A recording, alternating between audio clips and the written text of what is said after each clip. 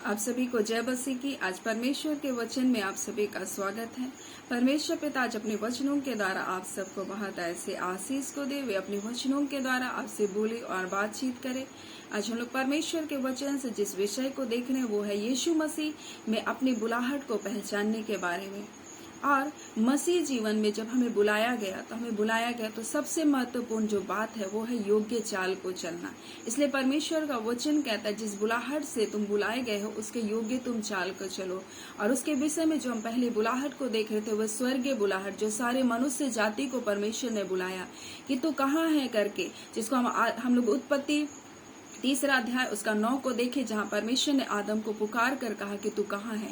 यानी कि कई बार मनुष्य जाति जब अपने पापों में घिर जाता है, अपनी जिंदगियों में वो गुम हो जाता है, परमेश्वर उसको ढूंढने के लिए आता है। और परमेश्वर का वचन कहता है कि वो खोए हुओं को ढूंढने और उनका उद्धार करने के लिए आया। और यही तो स्वर्गीय बुलाहट है कि परमेश्वर ने अपने लोगों को ढूंढने के लिए अपने इकलौते पुत्र यीशु मसीह को भेजा और उसने मनुष्य जाति को उनके पापों से छुड़ाने के लिए अपने प्राण का बलिदान को दिया। यीशु मसीह ने अपने शरीर के कतरा लहू बहाकर उस लहू के द्वारा हमारे पापों को क्या क्या मिटा दिया और उसके लहू के द्वारा हम शुद्ध और पवित्र किए गए। और ये पवित्र बुलाहट, ये स्वर्गीय बुलाहट, ये उद्धार की बुलाहट हमें यीशु मसीह के कारण मिली। दूसरी बुलाहट, जब हम उद्धार के योजना में जब हम शामिल हो जाते हैं, जब हमारे जीवन का उद्धार होता है, हमारे पापों की क्षमा होती है, तो अगली जो बुलाहट में परमेश्वर हमको लेके जाता है वो पवित्रीकरण का। और ये पवित्रीकरण हमारे जीवन के हर एक क्षेत्र में होता है, चाहे वो हमारे विचारों में हो, चाहे वो हमारे देखने में, चाहे हमारे बोलने में, चाहे हमारे कार्य करने में, हर बात में ये क्या है, पवित्रीकरण को परमेश्वर हमारे जीवन में करता है। और ये तो चलने वाली एक प्रक्रिया है और हम इसमें निरंतर क्या करते हैं, अपने जीवन में काम करते हैं। और कई बार मसीह जीवन में आ जाने के बाद हम इसी प्रक्रिया में क्या करते हैं, रुक जाते हैं। हमें पवित्रीकरण की बुलाहट तो दी गई है, लेकिन कई बार जब हम पापों में गिरते हैं तो हम सोचते हैं कि अब हमारे जीवन को यही क्या करना चाहिए, रोक देना चाहिए, और हम फिर परमेश्वर से दूर होते जाते हैं। ये पवित्रीकरण की जो बुलाहट है ये इस प्रकार से है, जब एक बच्चा चलना शुरू करता है तो बार बार वो क्या करता है, गिरता है, बार बार उसको चोट लगती है, लेकिन वो बच्चा क्या है, वो उठना और फिर से चलना रोकता नहीं है। वैसे ही हम मसीही जीवन में जब हमें पवित्रीकरण की बुलाहट को दिया, पवित्र बुलाहट को दिया कि हम पवित्रताई का जीवन को जिए, तो कई बार हो सकता है हम भी एक छोटे बच्चे के समान बार बार गिरे। लेकिन एक समय ऐसा आएगा जब आप अपने जीवन में देखेंगे कि आप उठे हैं, खड़े हैं और आप चल रहे हैं और आपके जीवन में आप पाप में क्या कर रहे हैं, नहीं गिर रहे हैं। और यही तो परमेश्वर हमारे जीवन में चाहता है कि हम इस पवित्रीकरण की प्रक्रिया में हम निरंतर उसके अपने जीवन को अंश अंश करके बदलते जाएं। और तीसरी जो बुलाहट है वो है आनंद की बुलाहट। यानी कि जब हम पवित्रीकरण की बुलाहट में जो चलने वाली एक लंबी चलने वाली प्रक्रिया है, इसमें होकर गुजरते तो कई बार हम निराश हो जाते हैं, कई बार हम टूट जाते हैं कि हम चाहते हैं तो है परमेश्वर आपके मार्गों में चलना, परंतु हम फिर भी गिर जा रहे हैं और निराश और हताश हो जाते हैं। तब परमेश्वर का वचन हमें कहता है, धर्मी जन अगर 7 बार भी गिरेगा तो उठ खड़ा होगा। इसका अर्थ है कि मसीह यीशु में जब हमारा उद्धार किया गया, पापों की क्षमा की गई, हम धार्मिकता के जीवन में आ गए। और उसके बाद जब हम पवित्रीकरण की प्रक्रिया में जब जाते हैं तो कई बार हम अपने जीवन में निश्चय गिरते हैं, लेकिन वो परमेश्वर का अनुग्रह है, उसकी दया है, उसकी धार्मिकता है जो हमको उठा करके खड़ा करती है और हमको फिर से आगे बढ़ने के लिए सामर्थ्य को देती है। और ये इसलिए परमेश्वर का वचन कहता है कि हमें आनंद उसके निकटता में हमको चलना, क्योंकि उसके निकटता में ही क्या आनंद की भरपूरी है। और इसलिए परमेश्वर का वचन कहता है कि बोलता है कि आनंद की जो हमको बुलाहट दी है गई है, उसको हम देखते यूहन्ना 15 उसका 11 में लिखा है, मैंने ये बातें इसलिए कही कि मेरा आनंद तुम में बना रहे और तुम्हारा आनंद पूरा हो। यानी कि जब तक हम मसीह के आनंद में नहीं रहेंगे, यानी कि जब हम उसके पवित्र आत्मा के आनंद में हम नहीं जिएंगे, तब तक हम इन पापों के ऊपर जय नहीं पा सकते। और इसलिए ये लंबी चलने वाली प्रक्रिया में हमें परमेश्वर आनंद की बोलते बुलाहट में बुलाया है, क्योंकि बिना आनंदी जीवन के हम कभी भी शैतान के कार्य के ऊपर जय नहीं पा सकते, क्योंकि प्रभु का आनंद ही वो गढ़ है जिसमें हम सुरक्षित रह सकते हैं। और परमेश्वर की निकटता का वो जीवन है जहाँ आनंद की भरपूरी है। और यही वो आनंद है जो हमारे अंदर अद्भुत शांति को लेकर आता है। और यही वो शांति है जो शैतान के सिर को हमारे जीवन से वो कुचलवाता है। और यही वो आनंद है जो परमेश्वर हमारे जीवन में चाहता है कि हम बोला मांगो तो तुमको बोलता है कि दिया जाएगा। तुमने अब तक नहीं मांगा, बोलता है मांगो तो तुम्हारा आनंद क्या हो, पूरा हो जाए। यानी बिना पवित्र आत्मा के हमारे जीवन में आनंद नहीं आ सकता। इसलिए परमेश्वर की बुलाहट में ये जो आनंद की बुलाहट है ये हमारे जीवन में बहुत महत्वपूर्ण भाग को रखता है। और कई बार जब विपरीत से विपरीत परिस्थितियां आती है तो हम अपने आनंद को क्या करते हैं, खो देते हैं। लेकिन परमेश्वर का वचन फिलिप्पी 4:4 और अन्य जगह में भी लिखा, मैं तुमसे कहता आनंदित रहो, और फिर कहता आनंदित रहो। और क्यों करिए, परमेश्वर का वचन हमें आनंदित रहने के लिए बारे में बता रहा है। और फिर बोलते हैं कि तुम किसी भी बात की चिंता मत करो, बोल रहा है। बोलता है परंतु हर एक बात प्रार्थना धन्यवाद के साथ परमेश्वर के सामने क्या है, बोलता है उपस्थित किया जाए, परमेश्वर के सन्मुख, बोल रहा है। और इसलिए बोल रहा है ताकि परमेश्वर की शांति जो समझ से परे हमारे मन और हमारे हृदय की क्या करे, रक्षा करे। यानी कि मन और हृदय अगर सुरक्षित नहीं है तो निश्चय हम पाप और बुराई की ओर क्या करेंगे, चले जाएंगे। और हम अपने पवित्रीकरण को क्या करेंगे, अपने पवित्र जीवन को खो बैठेंगे। इसलिए परमेश्वर जब हमको बुलाया तो हमको आनंद की बुलाहट को दिया है।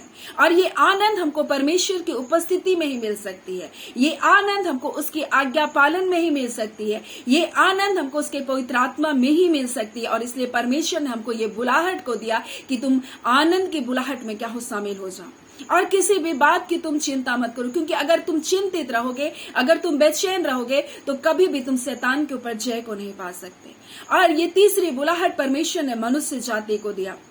और ये तीसरी बुलाहट जब मनुष्य के जीवन में आती है, तीसरे भाग में जब मनुष्य आता है, तब वो क्या करता है, शैतान के सारे कार्य को क्या करता है, निष्फल करता है। यही वो जगह है जहां शैतान उसके जीवन में असर नहीं कर सकता। शैतान विपरीत से विपरीत परिस्थितियों को लाता है, लेकिन जिसके अंदर परमेश्वर का आनंद होता है वो शैतान के हर एक कार्य के ऊपर जय को पाता है। क्योंकि प्रभु का आनंद वो गढ़ है जो परमेश्वर क्या करता है, शत्रु को आपके जीवन में हावी होने नहीं देता। इसलिए परमेश्वर ने तीसरी बुलाहट में मनुष्य जाति को लेकर जाता है। और जो इस तीसरी बुलाहट में जाता है, परमेश्वर उसको एक उच्च बुलाहट को देता है। चौथी जो बुलाहट होती है वो बुलाहट होती है सेवकाई की बुलाहट। वो उच्च बुलाहट, वो सेवा की बुलाहट है जो पतरस अंद्रियास को देता है। क्योंकि जब हमारे जीवन में शांति होगी, जब हमारे जीवन में द्वंद्व नहीं होगा, तभी हम परमेश्वर के कार्य को कर सकते हैं, नहीं तो हम नहीं कर सकते। हम अपनी समस्याओं को लेकर क्या करते रहते हैं, रोते रहते हैं। और जब हम ऐसी परिस्थितियों में जब रहते हैं, हम कभी भी परमेश्वर के कार्य को नहीं कर सकते। इसलिए परमेश्वर ने हमको जो सबसे पहले बुलाहट दिया वो स्वर्गीय बुलाहट, उद्धार और पापों की क्षमा की बुलाहट। दूसरी जो बुलाहट को दिया वो पवित्र बुलाहट को दिया, जिसमें पवित्रीकरण की प्रक्रिया में परमेश्वर लेके जाता है, जो लंबी चलने वाली प्रक्रिया है। इसलिए परमेश्वर का वचन इस प्रकार से कहता है। और जब इन प्रक्रियाओं में होते हैं तो कई बार निराशा हमारे जीवन में आता है, क्योंकि पाप और बोलता है कि शरीर और बोलता है आत्मा के बीच में एक युद्ध होता है, और जिसके कारण मनुष्य क्या होता है, निराश होता है। इसलिए दाऊद भी जब पाप में गिर गया तो इस प्रकार से भजन संहिता 51 में इस प्रकार से लिखा है, उसका हम लोग देखेंगे 11 में, मुझे अपने सामने से निकाल ना दे और अपने पवित्र आत्मा को मुझसे अलग ना कर, अपने किए हुए उद्धार का हर्ष मुझको फिर से दे। ये जो आनंद का बोलते बुलाहट है, इस बारे में दाऊद बोल रहा है, मुझे उद्धार का हर्ष मुझको फिर से दे और उदार आत्मा देकर मुझको क्या कर संभाल। यानी कि इस प्रक्रिया में परमेश्वर का वचन हमें बताना चाहता है कि जब हम आनंद में रहते हैं, तब जब हम शांति में रहते हैं, तब हम शैतान के सिर को कुचल सकते हैं। और ये पवित्र आत्मा के द्वारा हमारे जीवन में आता है, और ये पापों की क्षमा के कारण हमारे जीवन में आता है, और ये परमेश्वर के आज्ञा पालन के कारण हमारे जीवन में आता है। ये आनंद की बोलते हैं बुलाहट हमारे जीवन में भरपूरी के साथ हमारे जीवन में आती है। और उसके बाद जब ये आनंद हमारे जीवन में बरकरार रहता है, तभी शैतान हमारे जीवन से क्या करता है, हारता है।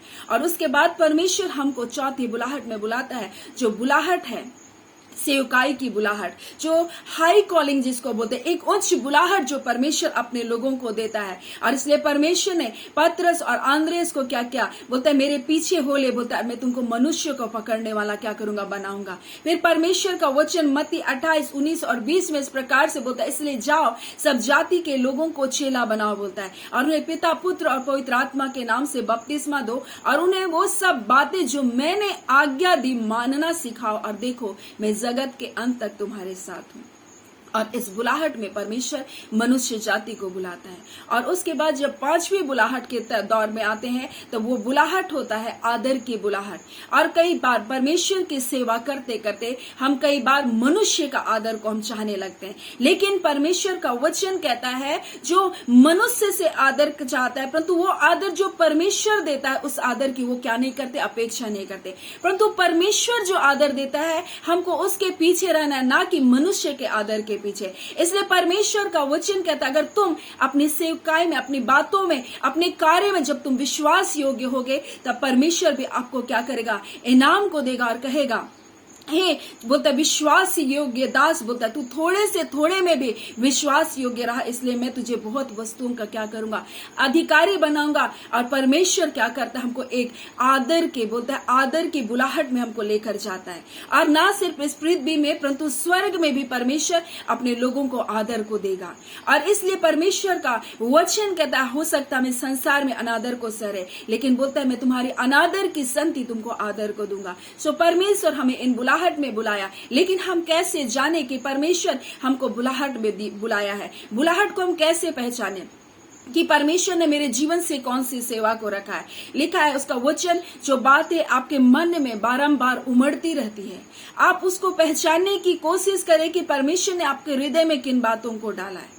फिर आपको उस कार्य को करने के लिए परमेश्वर आपको एक दृढ़ विश्वास को देगा कि आप इस कार्य को कर सकते हैं। फिर तीसरी बात, आपके अंदर एक अद्भुत शांति होगी कि परमेश्वर मेरे जीवन को संभाल रहा है और इस कार्य को मैं आसानी से बड़ी सरलता पूर्वक कर रहा हूँ, मुझको इसके लिए बहुत कठिनाई नहीं हो रही इस कार्य को करने के लिए। आप इस तरह से अपनी बुलाहट को पहचान सकते हैं। फिर आपके जो आत्मिक अगुवे हैं उनके भी इस निर्णय में क्या होगी, सहमति होगी। फिर आपके परिवारों में भी क्या होगा, अद्भुत शांति होगा। और आपके आत्मिक फलों के द्वारा बोलता है आप अपने आप को क्या करेंगे, जान पाएंगे कि हाँ परमेश्वर के फल, परमेश्वर के गुण मेरे जीवन में क्या कर रहे हैं, दिखाई दे रहा है।